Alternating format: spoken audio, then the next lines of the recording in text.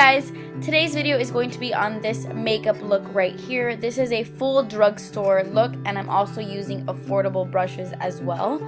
I really like this look. It's an intense eyeliner, but everything else is really soft, like the soft pink in the crease, and the face is really soft as well, but the eyeliner is very intense. It kind of comes in on the inner corners, a little bit cat eye-ish. This is a little bit different for me because I rarely ever wear eyeliner, but after I did this look, I'm like eyeliner crazy. I love it. So I really hope you guys enjoy this look, and let me know in the comments what you think. So if you want to see how to get this look, then just keep on watching.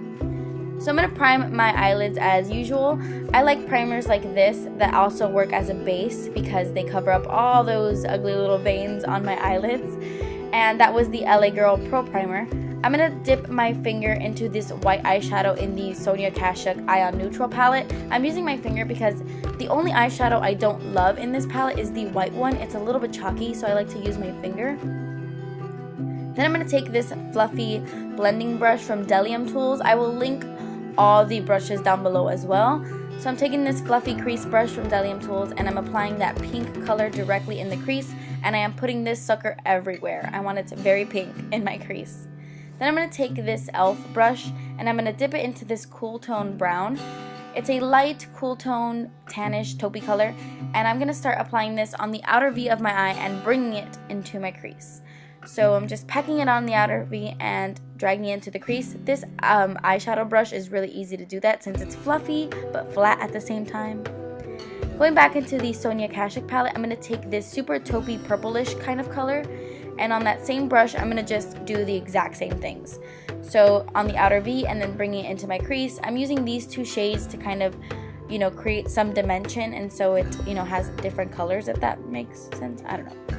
I'm going to take this little trio from Wet n Wild. This is the Walking on Eggshells trio, and I'm mixing those two shades I was pointing at, and I'm going to apply this on the inner half of my lid using this e.l.f.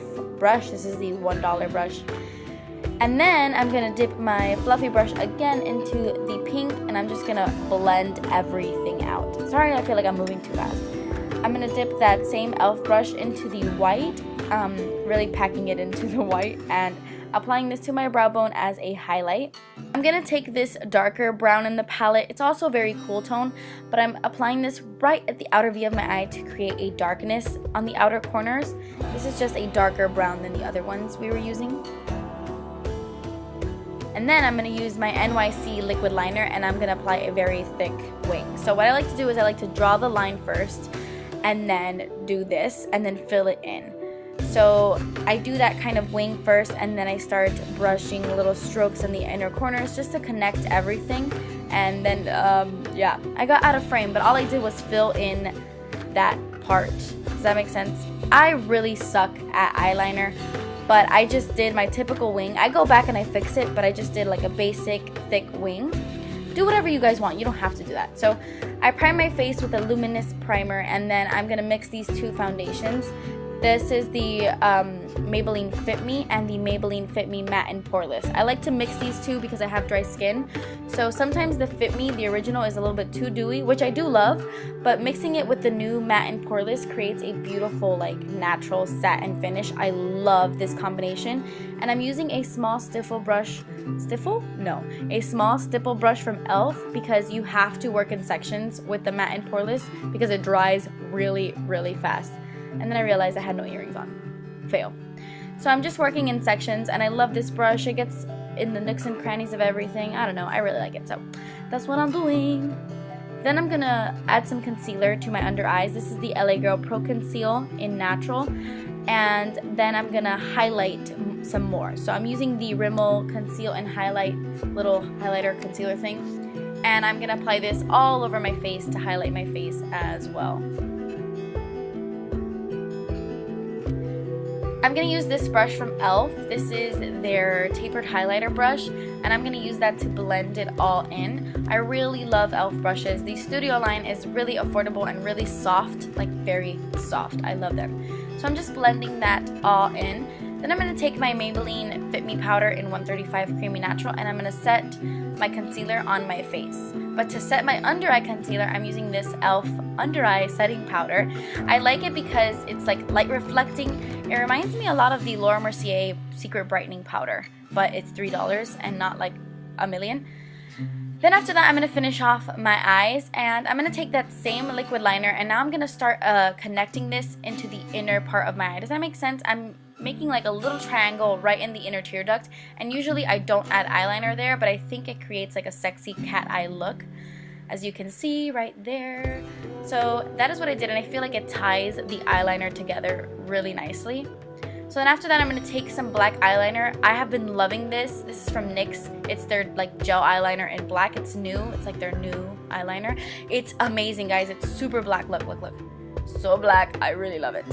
I'm going to take this Eco Tools angled brush, and I'm going to dip it into the black eyeshadow, and I'm going to set the eyeliner, like bringing it really, really, really, really close to my waterline. And yeah, it's just going to intensify the eyeliner on the lower lash line. So after that, I applied mascara to my top and bottom lashes, and then I went in with some Red Cherry 415 lashes.